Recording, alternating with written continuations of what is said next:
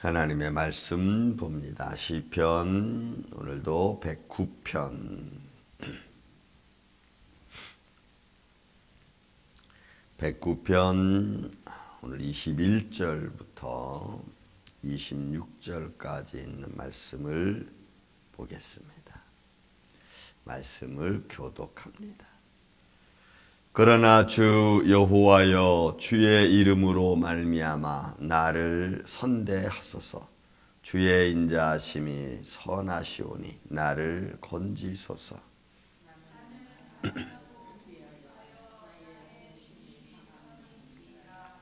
나는 석양 그림자같이 지나가고 또 메뚜기같이 불러가오며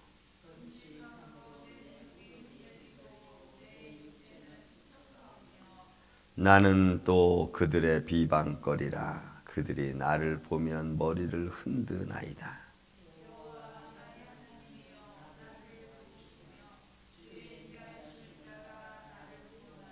아멘. 여러분, 사람들 앞에 보여지는 내 모습, 우리의 모습은 어떨까요?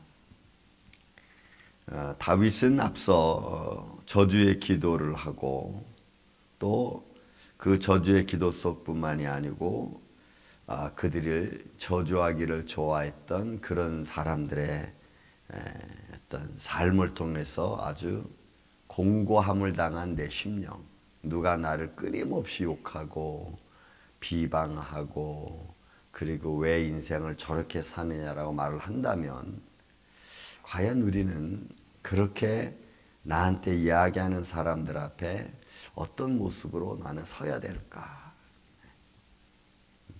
그러니까 그들과 막 아웅다웅 막 싸우는 것도 이제는 지쳤고 또 그들을 늘 방어하는 입장에 있는 것도 이제는 너무 힘들고 이렇게 되면 과연 우리는 어떤 모습을 취할 수 있을까? 지금 다윗은 아마 그런 모습의 자신을 좀 바라보는 것 같아요. 그저 하도 자기를 핍박하고 힘들게 했던 그 상황.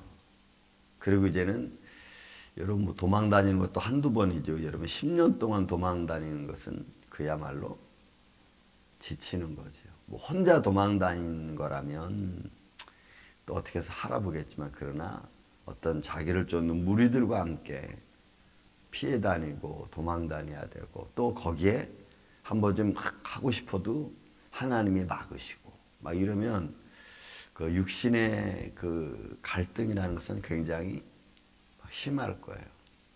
그죠? 십광야에 갔을 때도 그렇고, 그죠? 마온 광야에 갔을 때도 그렇고, 자기에게 대적을 물리칠 수 있는 순간이 왔어도 다윗은 하나님의 은혜와 손길을 또 하나님이 세운 자라고 하는 그런 과정 속에서 다윗은 참잖아요. 건들지 마라. 반란을 일으킨 압살롬이 자기를 궁중에서 내쫓고 자기의 후궁들과 막 난잡한 일을 벌리면서 왕권을 완전히 아버지의 왕권을 추락시킨 그 아들을 바라보면서도 또 너무너무 안타깝게 생각하는 다윗의 마음. 그래서 당시의 군 장관이었던 요압이 이렇게 표현하잖아요. 우리가 다 죽고 당신 아들이 살았으면 당신은 기뻐하겠느냐. 당신 아들 죽은 것 때문에. 이런 어떤 상반적인 감정의 갈등들, 이런 모습이죠. 그러니까 너무 지치고 힘들고 막 이런 모습이 있을 때 다윗이 아마 이 기도를 여러 가지 상황이지만 기도를 지금 드립니다. 저는 본문 21절 말씀에 109편 21절 말씀. 그러나 주 여호와여, 주의 이름으로 말미암아 나를 선대하소서. 주의 인자하심이 선하오니 나를 건지소서. 나를 이런 그 저주하기를 기뻐하고 즐겨하는 그들의 손에 너무 지치고 힘들고 나를 향하여 대적하는 자들의 앞에 서 있는 다윗의 모습, 그야말로 여러분 그죠? 이제 피곤할 정도로 그러니까 그 순간순간 하나님이 나를 붙들어주지 않고 지켜주지 않으면 그러면 쓰러질 수밖에 없는 현장. 그러니까 나를 좀 지켜달라는 겁니다. 저도 가끔 이럴 상황이 놓이면 강단에 와서 그냥 이렇게 엎드립니다. 그냥 엎드려. 그리고는 아무 생각이 없어요. 이게 지금 이 상황에서는 무슨 기도를 하는 것이 가장 나에게 힘이 되고 지금 이 상황을 내가 헤쳐나갈 수 있을까 하는 생각에 골몰이 생각합니다. 정말 그 순간에는 하나님이 어떤 깨달음으로 주지 않으면, 하나님의 깨달음으로 나를 감동해 주지 않으면 일어설 수 없는, 그러면서도 너무 연약한 내 자신 앞에 그냥 이거 어떡하지 하는 그런 모습. 정말 하나님의 손길이 어떤 구멍을 열어주지 않으면 일어날 수 없는 그런 모습들.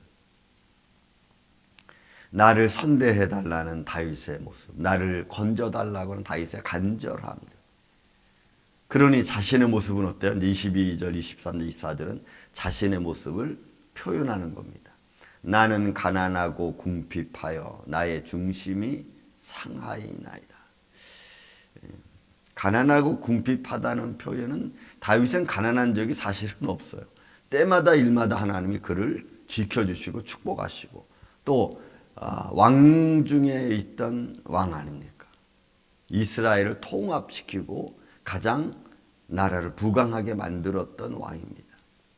그럼에도 그의 마음속에는 이런 육신적 갈등과 육신적 신앙과 육신의 모습 속에서 신앙의 모습에 서 있는 다윗의 모습은 그야말로 가난한 자의 모습. 한순간도 하나님의 손길이 없으면 그는 버틸 수 없는 왕의 자리에 있었지만 수많은 사람들의 또 군중들의 또는 자기의 그 지도권에 있는 사람들의 어떤 도전 이런 것들이 끊임없이 올라오지.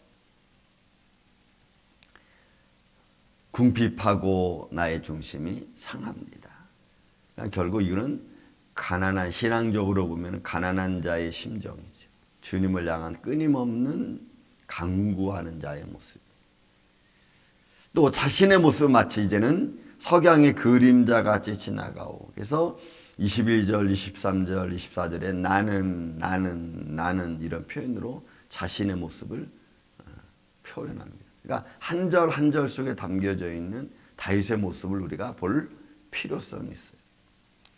나는 가난하고 궁핍하고 나는 석양의 그림자같이 지나가고 나는 또 그들의 비방거리입니다. 이런 모습이죠. 그러니까 자신의 모습을 감추려고. 그러면은 그때 이제 하나님의 손길이 좀 필요하다는 걸 느끼죠. 예를 들어 여러분 24절에 나는 금식함으로 내 무릎이 흔들리고 내 육체는 수축하였사오니. 이건 금식해 본 사람은 이 상황을 알죠. 금식하면은 몸이 물이 다 빠져서 그죠? 몸은 연약해지고 또 다리가 흔들릴 줄은 후들리고. 여러분 다리가 내 무릎이 흔들린다고 해서 이건 아마 다윗이 나이가 들어서 하나님을 향하는 마음속에서 연약한 몸에 금식하는 거지. 저희 어머님이 손목사님이 살아생전에 그 연세 나이 90이 되는데도 막 금식하시고 막 이래요. 내가 그런 어머니 나이 들고 몸이 연약한 것은 우리가 인정해야 됩니다. 어머니 믿음이 아무리 하나님을 영화롭게 한다 할지라도 육신의 연약함은 그거는 정말 어떻게 할 수가 없습니다. 그러니까 금식을 하루 한다 그러면 한 끼만 하세요. 그리고 그 다음에 드세요. 하나님이 그 마음 모르시겠습니까? 그러면 알았어 말하지 마 하고는 몰래 또 해요. 몰래 해요. 말도 안 해. 그러면 또 이제 지치면은 또 그냥 이것저것 또 드시게 하고. 그러니까 여러분 육신이 그런 모습이죠. 그러니까 자기가 하나님을 향하여 달려가면서 그 나이와 상관없이 육신의 연약함은 우리가 어쩔 수 없어요. 그래서 우리가 잘 보호해야 돼요. 하나님 앞에 내 나아가는 내 모습, 그리고 그 과정 속에서 역사하신 하나님 손길에 또 담대함을 얻고, 내 육체는 수척하여 싸우며 또 나는 그들의 비방거리라. 그러니까 믿음이 좋은 것이 너무너무 아름다운데 믿음이 좋은 것 때문에 내가 시험당할 수도 있다는 거, 여러분 항상 우리 이거 기억해야 됩니다. 내가 믿음이 있다고 해서 다 좋은 게 아니고, 믿음이 없는 연약한 자들에게는 내 자신이 시험 들 때가 있어요. 아니, 나 자신 때문에 다른 사람이 그럴 수도 있어요. 그러니까 비방거리가 되는 거예요. 다윗이 못나서가 아니고 못해서가 아니고 하나님이 절제시켜주는 마음이 있죠. 또 하나님이 노하는 것이 있습니다. 그러니 그런 하나님의 정권을 알고 있는 다윗은 하나님의 말씀과 감동하심에 따라 움직이는 거지, 내 감정에 따라 움직이는 게 아니니까 사람들은 그런 육신적인 모습에서 다윗을 비방하기도 합니다. 그들이 나를 보며 머리를 흔드나이다. 그죠? 아, 왜 저렇게 사실까? 아, 왜 저럴까? 아마 이런 상황들은 아들 압살롬으로부터 도망 나오는, 그죠? 시므이가 그렇지 않습니까? 베냐민 지파 시므이가 머리를 흔들며 화로다 그죠? 또 잘했다 이런 거지. 너 당연해 이런 거 아닙니까? 비방하잖아요. 머리를 흔드나이다. 그러니까 왕권의 자리에 있다고 해서, 왕이라고 해서 비방받는 게 아니고, 왕이기 때문에 비방받기도 하고, 또 그 위치에 있기 때문에 비방받기도 하는. 여러분, 우리 믿음의 사람들도 마찬가지입니다. 여러분들의 믿음의 길을 걸어가면서 모든 사람이 다 축하해 주면 좋은데, 여러분들의 믿음의 길을 걸어가면서 반대하는 것도 여러분 있는 겁니다. 예를 들어 여러분, 우리가 이번 신년 새벽 기도했습니다. 하느냐 마느냐, 할까 말까, 부부끼리 다툴 수도 있고 말거리가 될 수도 있고, 그죠? 뭐 이런저런 많은 우리 삶 속에 믿음의 길을 걸어가며 있어도 순조로운 길이 그렇게 많지 않잖아요. 그러니 이제 다윗이 고백합니다. 여호와여, 나의 하나님이여, 나를 좀 도와달라. 이 도와달라고 하는 의미는 하나님의 정권을 의지하는 마음. 하나님의 도움 없이는 내가 갈 수 없습니다. 하나님이 나를 감동해 주지 않으면 내가 설 수 없습니다. 주의 인자하심을 따라 나를 구원하소서. 그러니까 내 방법이 아닌 하나님의 방법이에요. 그 길을 걸어감이 우리는 항상 조심스럽죠. 왜? 혹시 내 모습으로 하나님의 방법을 무시하지는 않을까, 깨트리지는 않을까, 이런 모습. 그래서 그 길을 걸어감에 있어 우리가 부족함이 없게.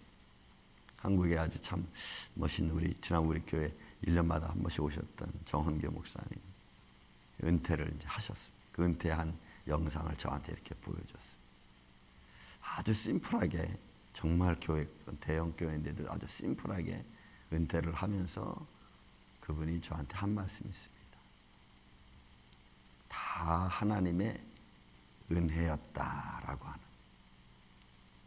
자기가 걸어온 거의 평생이죠. 뭐 평생 걸어온, 그래서 한 교회에서 30년 이상 해서 교회를 잘 성숙시켜 놓은 그 모습이 바라보면서 그 목사 한마디가 그래요.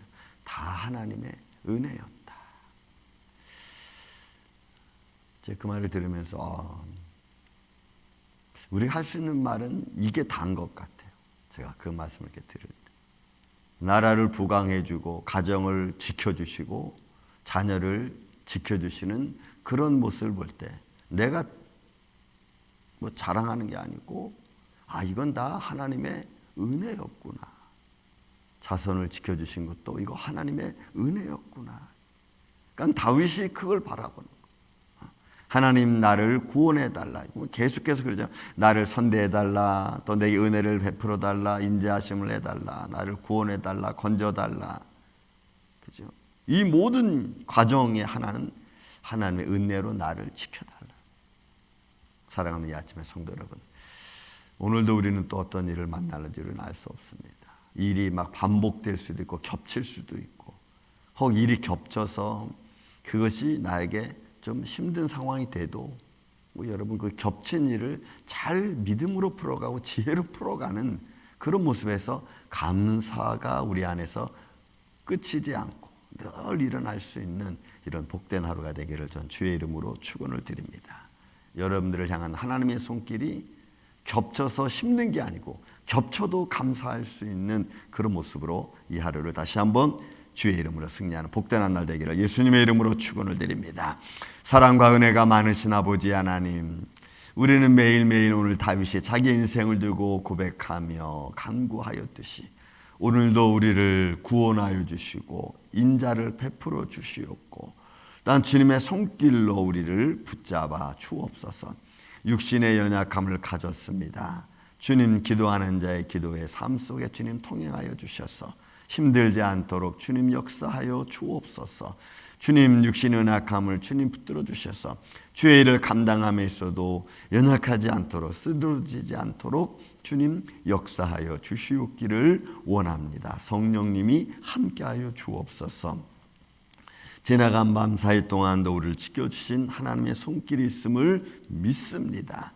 주님께서 기도하는 기도자들에게 힘과 능력을 더하여 주셔서 좌로나 우로나 치우치지 않도록 주님 도와주시옵고 또 저들의 간구하는 소리마다 들어 응답하여 주셔서 오늘도 형통한 일로 나아갈 수 있도록 주님 역사하여 주옵소서. 주님의 몸된 교회, 살아가는 기관들, 수고하는 사역자들, 셀 리더들 주님 붙들어 주시고 그 직분 맡은 자의 위치에서 감당할 때마다 주님께서 지혜와 명철과 총명으로 더하여 주옵소서. 오늘도 이 한날 우리에게 허락하여 주옵사오니 이날도 복된 날 되게 하여 주시옵기를 원하오며 사랑이 많으신 예수님의 이름으로 기도하옵나이다. 아멘. 하늘